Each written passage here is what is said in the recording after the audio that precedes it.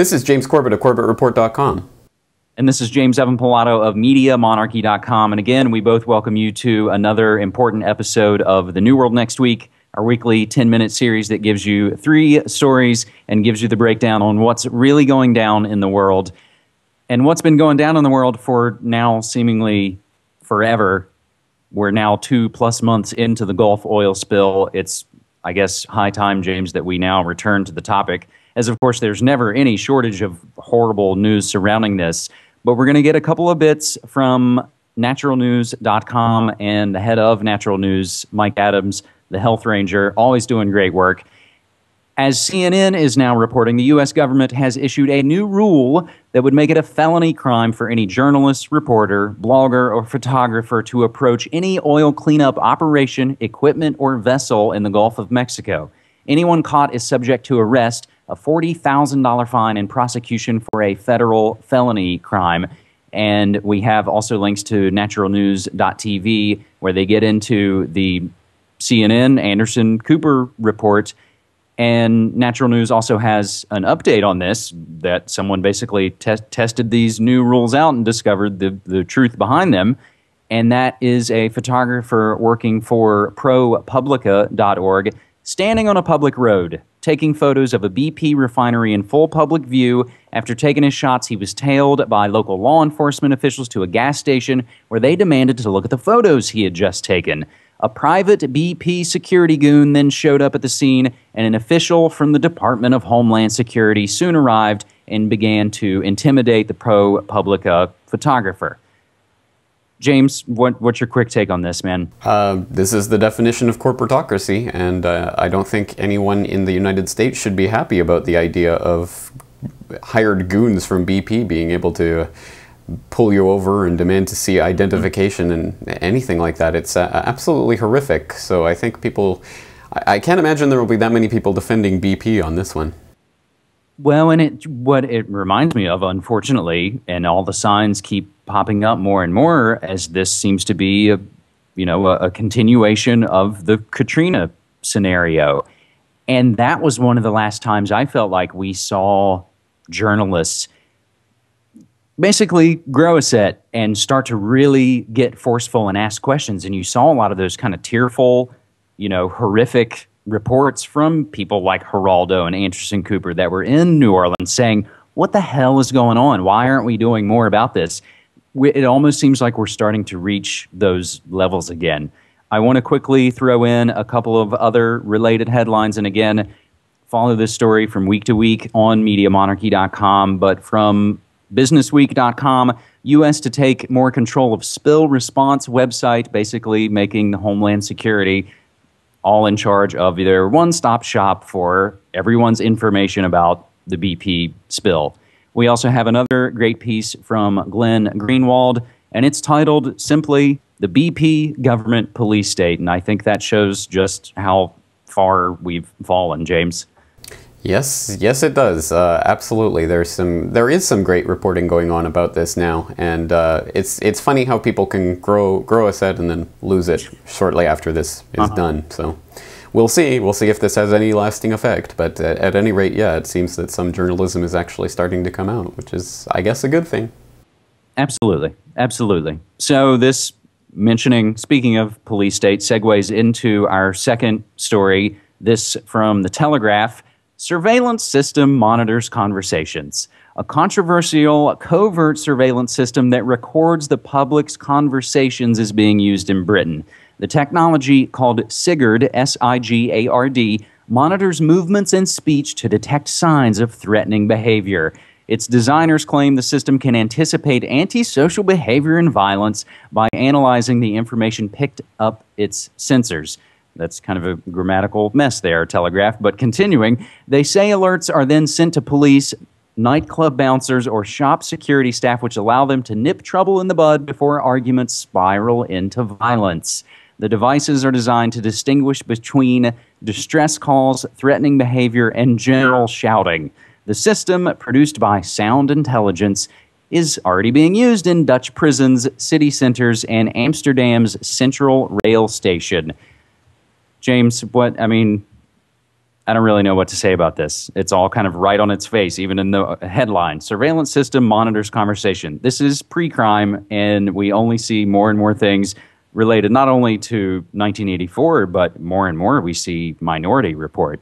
Well, exactly. It's complete nonsense, of course. And if one of the basic precepts of law in most Western countries these days is that police need some sort of probable cause or reasonable grounds to conduct some sort of search, then how can that be any different from trying to eavesdrop on what you're saying? So it is absolutely just on its face a police state measure, and it's Orwellian. I mean, it's truly Orwellian, the idea that there are all these sensors and cameras and microphones everywhere listening and watching everything you say. I mean, how could it be any more Orwellian? And Orwellian is actually, I didn't read the entire title of our first article on the oil spill, but they use the term Orwellian. And again, it's these terms that we're seeing more and more and more, and seeing basically, mainline, mainstream media using the terms. As long as we're talking about UK police state, before we move to our third and final story, we also want to throw out a quick mention that at least here in the States, it's still the 7th of July, and it's the 5th anniversary of the London bombings. And I do have an update posted up on MediaMonarchy.com because, of course, 7/7, much like 9/11, much like other catalyzing catastrophic events, it has all the fingerprints of the intelligence agencies, and we'll just have to leave it there for now. Having said that, our third story from the Times of India: body scanners will not be used at Dubai airports. Dubai will not be using full body scanners in either of its two airports to protect passengers' privacy, a Dubai airport's top police official said, according to local press reports. Full body scanners will not be used in Dubai airports as they contradict Islam and out of respect for the privacy of individuals and their personal freedoms. Al Bayan Daily quoted Brigadier Pilot Ahmad Mohammed bin Thani, head of Dubai's Police General Department of Airport Security. The scanners will be replaced with other inspection systems that reserve travelers' privacy. Our security measures are based on international standards, and no major security changes will take place currently.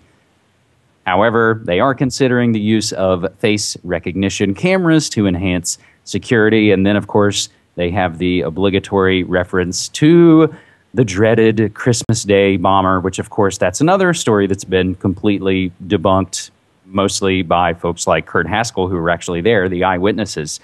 So, James, we're trying to wrap it up here with a positive story, and Dubai not using the full body scanners, which, in addition to taking naked photos of you, and James, we've already kind of documented the misuse and abuse from TSA and the others once these scanners have started to show up. But they also destroy, I believe they destroy your DNA. Is that right?